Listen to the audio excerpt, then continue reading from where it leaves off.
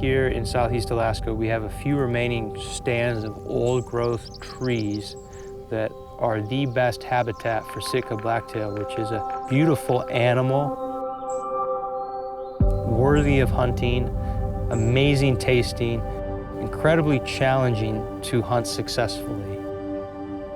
I've been eating wild meat all my life, and if I could only eat one meat, it'd no question be Sitka blacktail deer.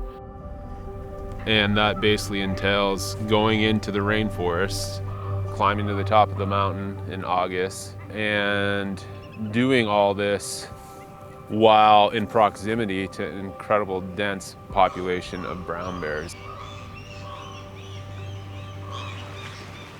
It's just probably about the wildest deer hunt you could ever do.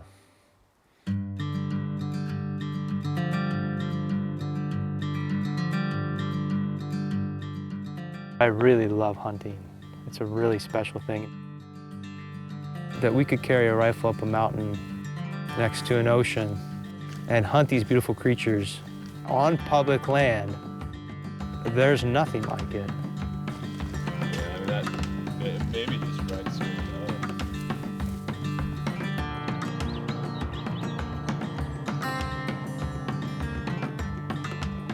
The Tongass National Forest is the largest forest we have. It's the North American equivalent of the Amazon. This is it. It doesn't get any bigger. It doesn't get any wilder.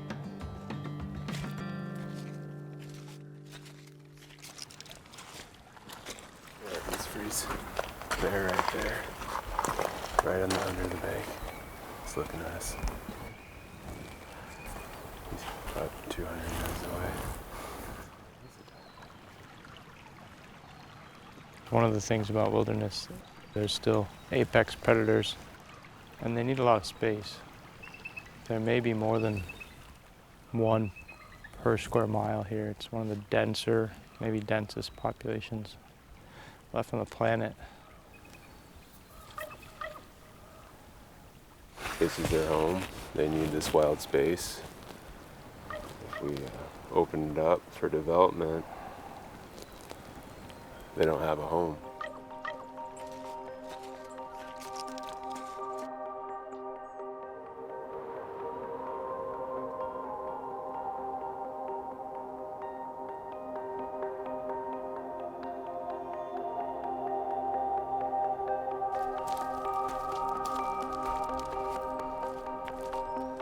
So a big reason why we chose this particular mountain is that it's going to be on the chopping block.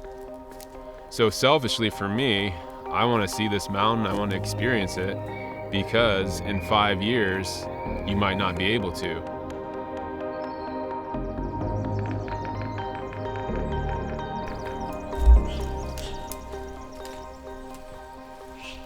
If you were to log this area, there would be an initial maybe 10-year burst of lots of good blueberry leaves for deer to eat.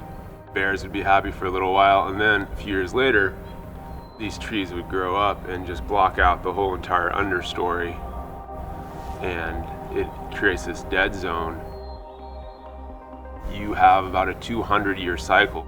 You essentially cannot use the habitat if you log it.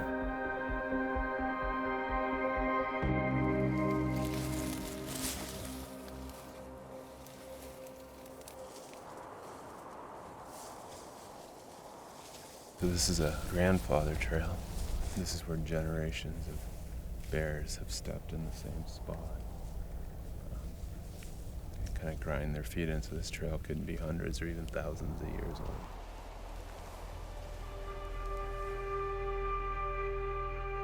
old. When I go into bear country, the message is that we're guests. Being here is accepting that there's consequence and that bears have almost every advantage except they don't have guns.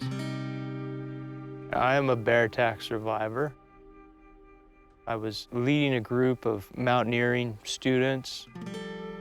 I think I skied over a sow brown bear's den. She bit my leg and pulled me down. I fought her, and then we rolled off the cliff. It's the middle of April. We're at 3,000 feet. I'm like trying to avoid avalanches, and now I'm wrestling a fucking brown bear. This is not what I had planned. Even surviving this thing, I don't want to go kill bears. I think that beyond being beautiful, that they're rightfully there. I see them as this kind of ultimate example of a complete ecosystem.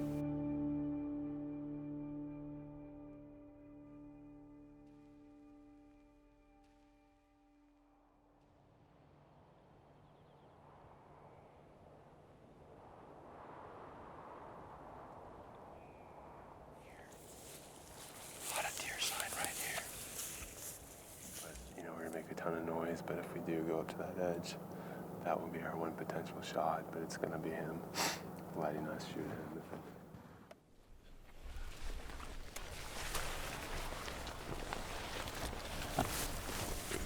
He guesstimates maybe 250 yards from here, so we're going to walk in a switchback to this knoll. We were really lucky that the buck was just basically couldn't really see us, and then hustled as fast as we could up to a good vantage point.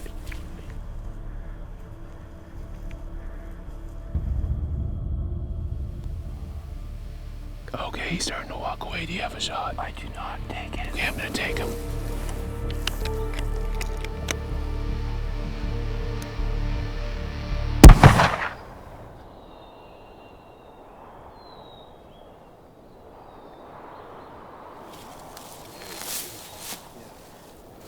This deer's beautiful. We think it. Super lucky and super privileged to be able to live in close proximity and to eat this animal. My son, his first food is deer heart. He loves deer heart. And this will be shared with all of us. So thank you, deer. These deer in the Tongass are really impacted by clear-cut logging. Without these trees, the deer have nowhere to go in the winter, and there's massive die-offs.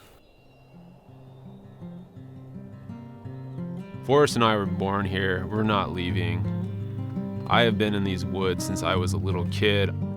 If we let the Tongass be exempted, that means these wild, roadless areas, the last big stands of old-growth forests, are going to be open for exploitation. And that also means that you, as taxpayers, are going to pay to cut down ancient trees and negatively affect brown bears, Sitka black-tailed deer, mountain goats, all these animals that call this place home.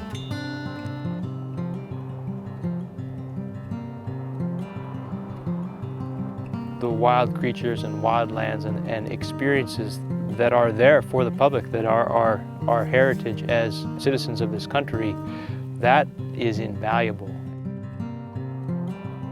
The Tongass is your land.